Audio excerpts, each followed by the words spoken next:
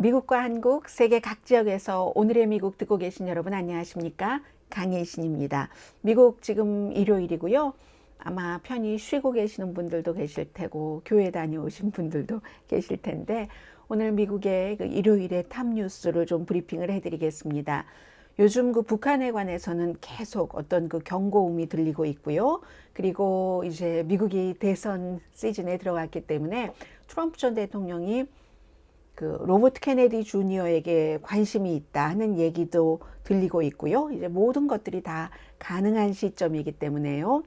그리고 그 바이든 대통령은 정말 몇 년 전까지는 민주당에서 상상을 할 수 없었던 국경 정책에 관해서 하겠다라고 얘기를 하고 트럼프 전 대통령은 그걸 막으려고 노력을 합니다. 그만큼 이민 이슈 하나로 누군가가 뜨고 누군가가 질 수 있다는 계산에서 나온 행보고요. 왜 니키 헤일리 후보는 여전히 계산상으로는 공화당의 후보가 될 수 없는데 선거에 참여를 하고 있는가?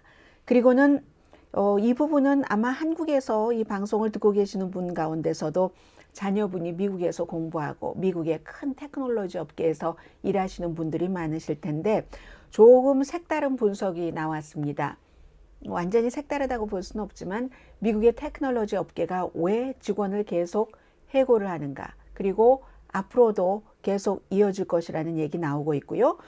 이스라엘과 하마스가 조건이 맞으면 2개월 동안 전쟁을 중단할 수 있다 하는 얘기도 나오고, 그리고 맨 뒤에는 이제 이런 것들을 통해서 우리가 평소에는 신경을 쓰고 있지 않은 세계사에 대해서 한번 들여다볼 수 있는 거죠. 오랜 동안 팔레스타인 난민들을 위해서 일해왔던 재단에 대해서 미국을 포함해서 여러 나라가 더 이상은 후원을 하지 않겠다. 지금 거의 유일하게 가자 지구에서 가자 주민을 위해서 일하는 단체인데 왜 그런 얘기가 나오는가? 항상 이 단체는 정치적인 풋볼이었습니다. 그런데 이제 오늘은 조금 그 내용을 전해드릴 수 있을 것 같고요. 앞에 두 가지 이슈는 조금 간단하게 브리핑 정도, 말 그대로 브리핑을 해드리겠습니다. 북한이 동해상에서 크루즈 미사일을, 순항 미사일을 발사했는데 한국 날짜로는 일요일이 되겠네요. 어제였으니까 몇 개월 동안 반복적으로 북한이 뭔가를 계속 미사일 시험을 하고 있습니다. 그래서 세계 그 지역의 긴장 굉장히 좀 타이트해진 그런 느낌이죠. 그래서 일요일 어제의 발사는 심포항 근처에서 미사일 숫자라든가 종류 같은 것을 뚜렷하게 이것이다 라고는 아직은 한국에서도 미국에서도 일본에서도 정확하게 확실하게 얘기하고 있지는 않지만, 얼마 전에 지난주 수요일이었었던가요? 그 폴 화살 3-31 새로운 좀 전략적인 그 크루즈 미사일이라고 보고 있죠. 이게 이제 뭐 사정거리가 길지는 않지만 뭔가를 새로 테스트하는 그런 발사를 했고, 1월 초부터 지금 몇 번째입니까? 신형 그 고체 연료 미사일 핵무기까지 탑재할 수 있는 수준의 공격, 뭐 드론 시험 발사도 하고 등등, 이번에 뭐 잠수함 베이스 이런 얘기도 나오고 있는데, 지난 2년 동안 북한은 거의 매달 미사일 발사를 했습니다. 당연히 유엔 결의안 위반되는 거고, 결의안 위반하면서 발사만 하는 게 아니라 계속 북한은 어떠한 미사일 시스템에 있어서 좀 확고한 능력을 강화하고 있는 그런 거고요. 김정은 위원장이 더군다나 얼마 전에 뭐 최고인민회의에서 이제 남한은 더 이상 통일을 하는 그런 주체가 아니라 최고의 적이다, 주적이다 하는 것을 선포한 뒤에 한마디로 이겁니다. 지금 한 문장이 북한이 전쟁을 준비하고 있는가? 큰 전쟁이건 작은 전쟁이건 이런 점에서 지금 북한의 어제의 그 크루즈 미사일 발사도 미국을 포함한 세계가 지켜보고 있습니다. 트럼프 캠페인 측에서 부통령 후보로 로버트 케네디 주니어 후보에게 연락을 했다. 이건 이제 항상 가능성이 있는 얘기였어요. 그리고 지난번에 몇 개월 전에 로버트 케네디 주니어는 나는 트럼프의 부통령 후보가 되진 않을 것이야 라고 얘기를 했는데도 계속 이런 얘기가 나옵니다. 물론 지금으로서는 모든 일이 다 가능한 단계죠. 그리고 이 보도는 뉴욕 포스트가 조금 자세히 전하고 나서 많은 매체가 인용을 하는데, 뉴욕 포스트는 신뢰할 만한 매체는 아닙니다. 그러나 무언가를 확실하게 확정이 되기 전에 터트리는 데는 선수입니다.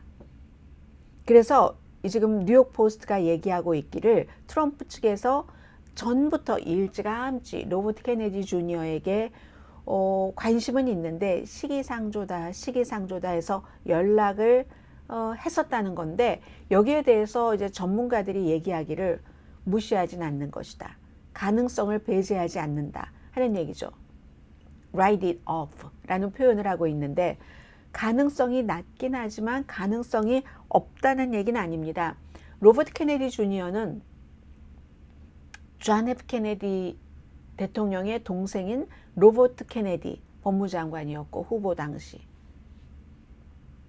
이렇게 역시 암살당했고, 그 사람의 아들입니다.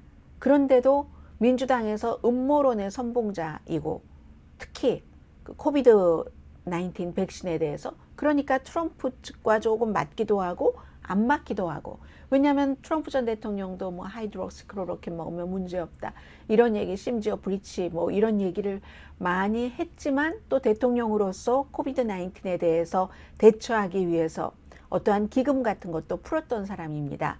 그래서 음모론적인 것에 대해서는 트럼프 전 대통령과 로버트 케네디 주니어가 맞는다고 볼 수도 있고 안 맞는다고 볼 수도 있고 하는 것이고, 지난해 5월이었군요. 이 트위터에서 어떤 상황에서도 트럼프와 합류하지 않는다, 로버트 케네디 주니어가 분명히 밝히기는 했습니다. 근본적으로 입장이 다르고, 정치에 관한, 정부 운영에 관한 접근 방식이라든가 특히 리더십 철학에 있어서 달라도 이렇게 다를 수가 없다, 로버트 케네디 주니어가 한 얘기예요. 그런데 트럼프 전 대통령을 지지하는 측에서는 로버트 케네디 주니어를 좋아하거든요. 음모론은 뭐 꼭 코비드 19에 대해서뿐만이 아니라 여러 백신에 대해서도 그런 얘기를 했고, 음모론을 무척 좋아하는 사람이기 때문에 제일 먼저 제안했었던 사람은 스티브 배넌입니다. 굉장히 강성이고 뭐 중국과 전쟁을 곧 치르게 될지도 몰라 하는 뭐 여러 가지 두려움을 퍼뜨리는 트럼프 전 대통령의 첫 번째 이제 수석 전략가 스티브 배넌이, 만약에 트럼프가, 더군다나 로버트 케네디의 아들이니까 로버트 케네디 주니어를 바이스 프레지던트로, 부통령 후보로 하면 이건 대승이다, 랜드슬라이드 빅토리다 라고 얘기를 했거든요. 그래서 글쎄요, 본인은 아니라고 하지만 이건 큰 그림으로 보면은 트럼프 전 대통령이 아이오와주와 또 뉴햄프셔주에서 선거에서 이긴 뒤에 이제 뭐 니키 헤일리가 다가오고 있기는 합니다만은 계속 포기하고 있지는 않지만은 그래도 공화당의 후보다. 그러면 그 다음에 해야지 될 일은 누구를 부통령 후보로 하지? 거기에 하나의 가능성에 들어가 있다는 얘기입니다. 그 밖에 많죠. 앨리스 스테파닉이라든가 리스 체니, 딕 체니의 딸을 내쫓고 그 자리를 딱 꿰차고 앉은 트럼프 전 대통령 부통령 후보 엄청 되고 싶어 할 겁니다. 이 여성 뉴욕이 지역구인 연방 하원 의원, 아니면 팀 스캇 연방 상원 의원, 본인이 얼마 전에 예비선거에서 사퇴하고 트럼프 전 대통령을 지지했죠. 흑인이면서 미국에 나 인종차별 받아본 적 없어 라고 얘기하는 사람, 사우스캐롤라이나주에서 연방 상원 의원이 될 처음은 니키 헤일리가 만들어줬고, 그 뒤는 본인이 선거를 해서 두 번 더 상원 의원을 하고 있는, 원래 사업했던 사람입니다. 뭐 보험 관련 일도 했었던 사람이죠. 팀 스캇 연방 상원 의원이라든가 흑인표가 많이 필요하게 될 땐, 여자표가 필요하면 앨리스 스테파닉, 그리고 제디 벤슨도 있잖아요. 오하이오주에 초선 연방 상원 의원, 책을 써서 굉장히 유명한 사람이죠. 이런 식으로. 그리고 실제로 로버트 케네디 주니어의 경우는 트럼프와 대결한다 하면은 20% 정도는 가져갑니다. 아니, 바이든과 대결한다 하면 20% 정도는 가져갑니다. 제3자로서는 성공했죠. 그러나 가족들도 야, 우리 가문의 명예를 더럽혔어 이렇게 얘기를 하고, 민주당에선 도저히 안 될 것 같으니까 민주당으로 출마했다가 무소속으로 이제 바꿔버렸죠. 로버트 케네디 만약에 이런 일이 있다면 정말 재미있는 선거판이 되는 거죠. 그야말로 민주당의 최대의 가문인 케네디 가문에서 트럼프와 손을 잡는다? 있을 수 있을까요? 모르겠습니다. 네. 그리고 바이든 대통령이 주말에 사우스캐롤라이나주에서 엄청난 얘기를 했습니다. 만약에 지금 의회에서 검토하고 있는 포괄적인 이민개혁안이 통과된다면 나는 그 이민개혁안에 있는 어떠한 것을 할 수도 있다. 그런데 그 안에 뭐가 포함되어 있냐면요.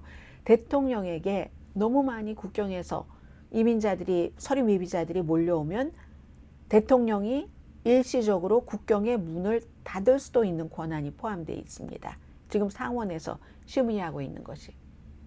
통과된다면 내가 국경 문을 닫을 수도 있다.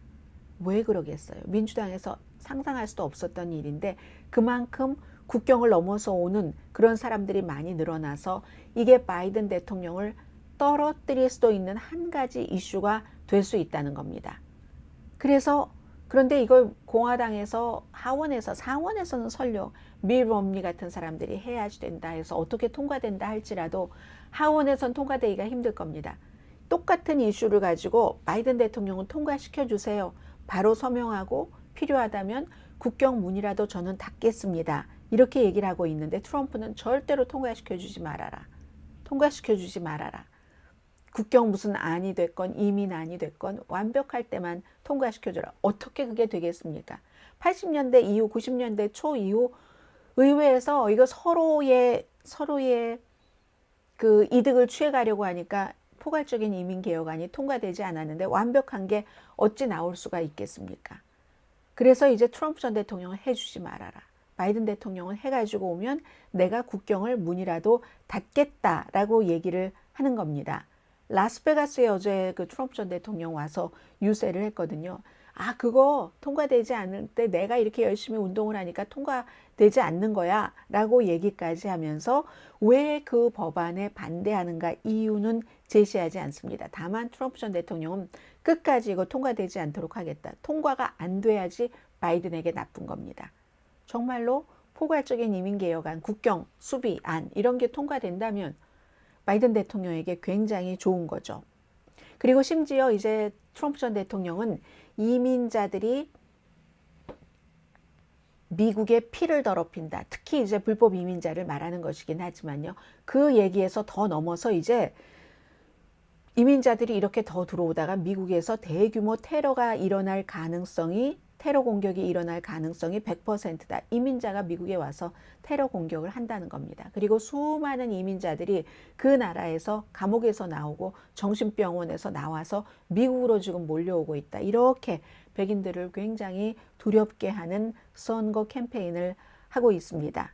그러니까 공화당인데도 불구하고 노스캐롤라이나주의 팀 틸리스 상원 의원은 이 법안을 포괄적인 이민개혁안을 통과시키지 못하도록 하는 트럼프 전 대통령과 공화당 의원들 정말 부도덕하다 이렇게 얘기를 하고 있고요.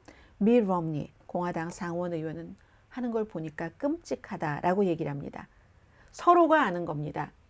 공화당은 이민 이슈, 국경 이슈 하나로 바이든을 묻어버릴 수 있다는 것을. 바이든 대통령도 그 이슈 하나가 본인을 선거에서 떨어뜨릴 수 있는 엄청난 힘을 갖고 있다는 걸 알고 있기 때문에 네, 가지고만 오세요.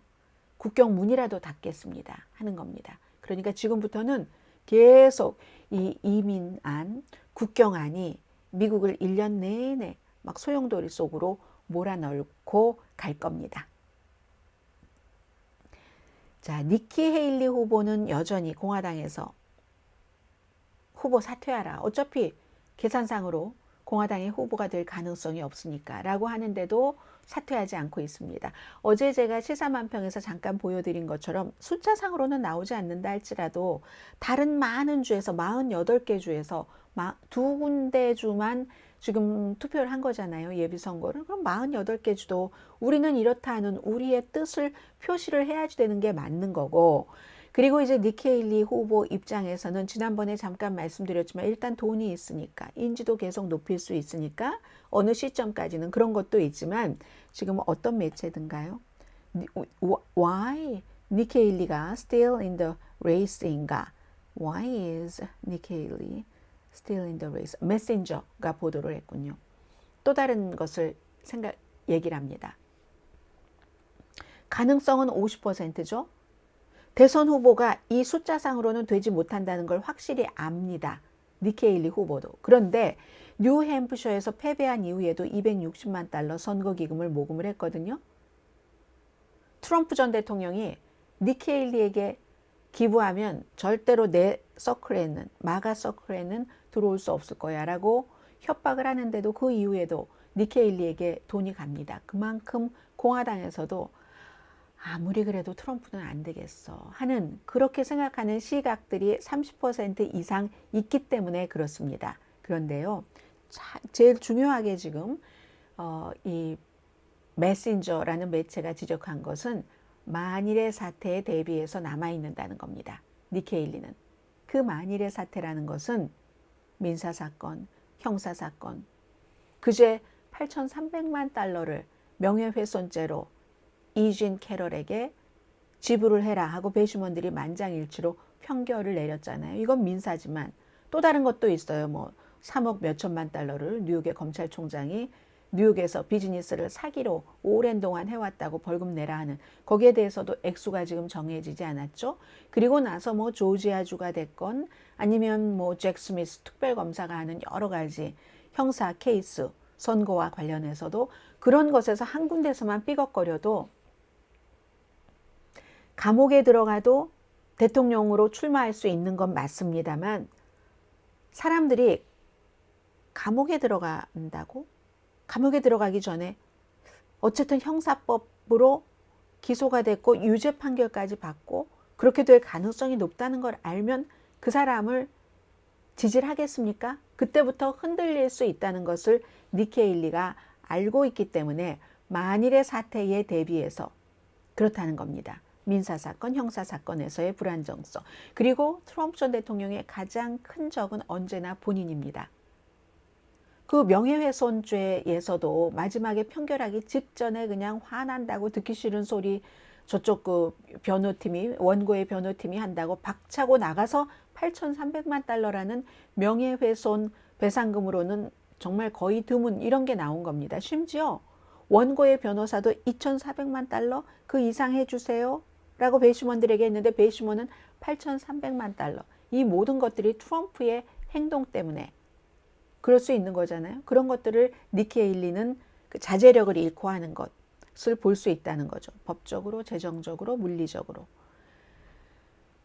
어떻게 보면 트럼프 전 대통령이 도중에 본인이 하차하는 게 어쩌면 플러스가 될지도 모른다라는 판단을 할지도 모르죠.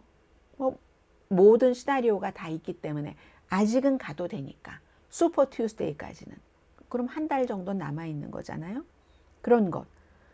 그리고 최근에는 트럼프 전 대통령이 말도 막 혼돈하잖아요. 사람들도 혼돈하고 하니까. 글쎄요, 사우스캐롤라이나 주까지는 간다고 현재로서 보는 사람은 맞는데 모르는 거죠. 그래서 이제 이럴 때 정치에서는 웨이팅 게임이라고 얘기를 하죠. 기다리는 게임인 겁니다. 트럼프가 발을 헛디디지 않을까. 의외로 뭔가 무슨 재판의 결과가 빨리 나올 수도 있다는 조짐이 보이지 않을까. 이런 얘기를 하고 있는 거죠. 그래서 웨이팅 게임, 니케일리는 내가 이것보다 더 잘할 수 있어서가 아니라 상대방이 무너질 때 나에게 올 수 있는 그 결과 때문에입니다. 테크놀로지 업계의 일자리에 대해서 말씀을 드리겠는데요. 2024년도 첫 주에 거의 25,000명이 그 테크놀로지 업계 직원이 해고가 됐거든요. Magnificent Seven 아주 큰 뭐 마이크로소프트, 구글 등을 포함해서 큰 회사를 포함해서 이유가 무엇일까? 여러 가지 이유 가운데 가장 중요한 것은 너무 전에 돈이 많을 때 다른 데 빼앗기기 싫어서 직원들을 고용해 놔서 그렇다. 이것도 있는데 지금 NPR 방송이 좀 자세히 보도를 했는데요. 다른 이유를 지적을 하고 있습니다. 지난해에 26만 개 테크놀로지 업계에서 일자리가 사라졌거든요. 여러분들 자녀분들 친척의 무슨 자녀분들이 다니는 회사 다 이렇게 저렇게 하면은 걸려 있을 겁니다. 2000년대에 그 닷컴 그 회사의 붕괴 이후에 최악의 12개월이 2023년이었습니다. 물론 고용을 너무 많이 했고 뭐 수요가 줄어드니까 이렇다. 이건 이제 기본적인 거고요. 기본적인 거고 뭐가 있냐면은 테크업계 인력이 뭐 아마존, 마이크로소프트, 구글, 뭐 틱톡, 세일즈포스 뭐 거의 뭐 한 굉장히 많은 회사들이 거의 조금씩 해고를 했는데 해고하는 회사들이 돈이 없어서 해고하는 게 아닙니다. 캐시들이 있어요. 수익도 올리고 있습니다. 그러니까 꼭 이걸 해야지 비용 절감을 해서 해고하는 생존과는 거리가 먼 겁니다. 그렇다면 해고하는 이유가 무엇일까? 이걸 이제 NPR 방송의 워싱턴 유니버시티 무슨 뭐 그쪽 그 유니버시티 폴스터의 경영대학원의 뭐 제프 휴먼 교수라든가 뭐 이런 여러 사람들의 얘기를 들어서 분석을 하니까 군중 심리 같은 것이라는 겁니다. 한 회사가 해고를 했어요. 해고를 하니까 해고하면 비용이 절감되니까 주식값은 올라가죠. 주주들이 얼마나 좋아하겠어요. 그러니까 한 회사가 하니까 군중 심리처럼 다른 회사들도 이렇게 자꾸만 해고를 시작하는 거예요. 그러다 보니까 해고하는 게 테크놀로지 업계에서 뉴 노멀, 새로운 표준이 돼버린 겁니다. 새로운 표준이 되니까 투자가들이 또 높이 평가를 해요. 그러므로 테크놀로지 업계의 해고는 그 전에 물론 기본적으로 인력이 있으니까 그렇죠. 그래서 한동안 계속 될 것이다.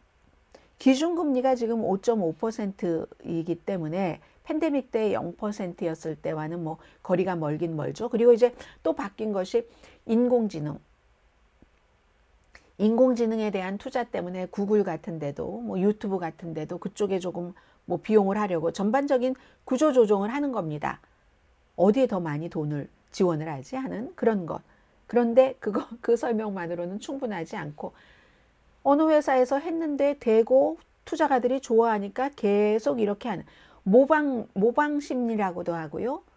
그리고 이제 군중 심리라고도 하고 이게 이제 테크놀로지 업계에서 올해 전염병처럼 될 것이다 하는 얘기들을 많이 하고 있습니다. 자, 일요일에 탑 뉴스 브리핑 이제 한 가지 이슈에서 가지치기가 있는 그런 이슈가 남아 있습니다.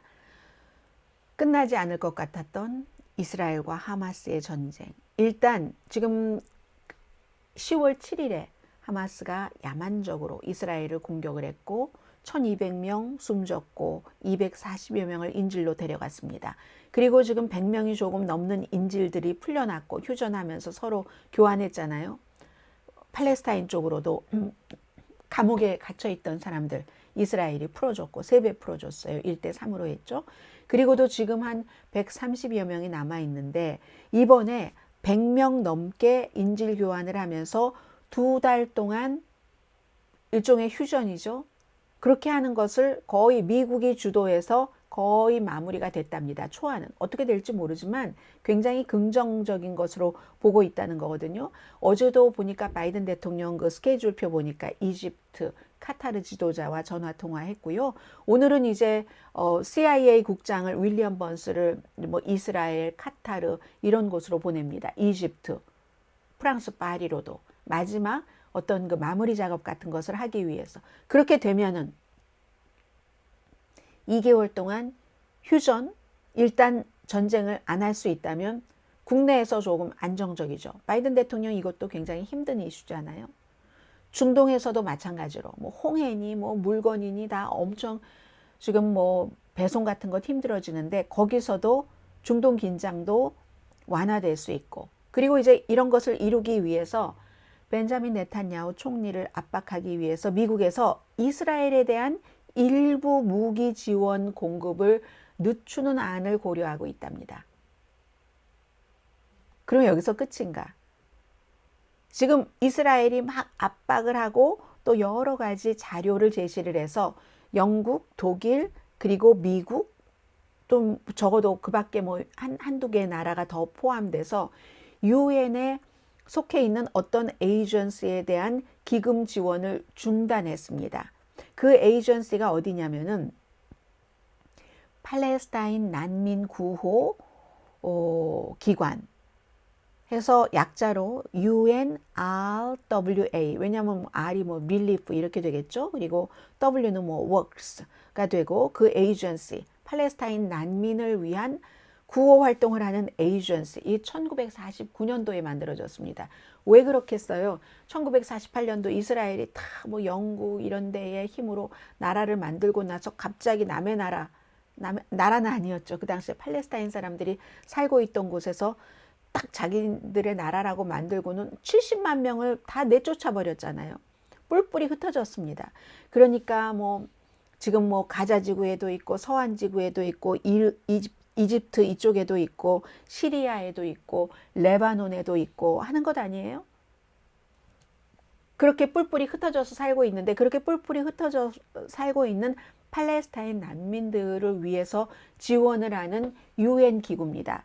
여기에 지금 미국을 포함해서 영국, 독일 이런 나라들이 지원금을 중단했거든요. 이스라엘이 주장을 해서 그런데, 그리고 사실은 이게 가자지구에서도 이스라엘이 허용하는 유일한 구호 물품을 배포하는 그런 기관이었습니다. 그런데 이스라엘이 뭐라고 얘기를 하냐면 이 기구에서 굉장히 이스라엘에 적대적으로 한다. 그리고 이제 지금은 구호 물품 같은 것을 배포하는 것이 중요한 목표지만, 안정된 때는 어떠한 그 팔레스타인 사람들 교육도 시키고요. 학교도 운영하고 한 300군데 초등학교를 포함해서 의료시설도 운영하고 하지 않겠어요?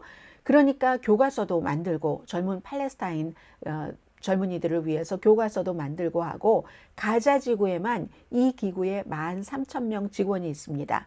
그런데 이스라엘이 결정적으로 늘 이 기구가 이스라엘에 반대되는 이런 쪽으로 젊은이들을 교육을 시킨다. 그리고 결정적으로 일부 여기서 일하고 있는 직원들이 10월 7일 그 공격 사건에 가담을 했다는 주장을 하는 겁니다. 13,000명이나 인원이 되니까 여러 가지 일이 일어날 수 있겠죠. 그래서 이제 이걸 딱 중단을 해버린 거죠.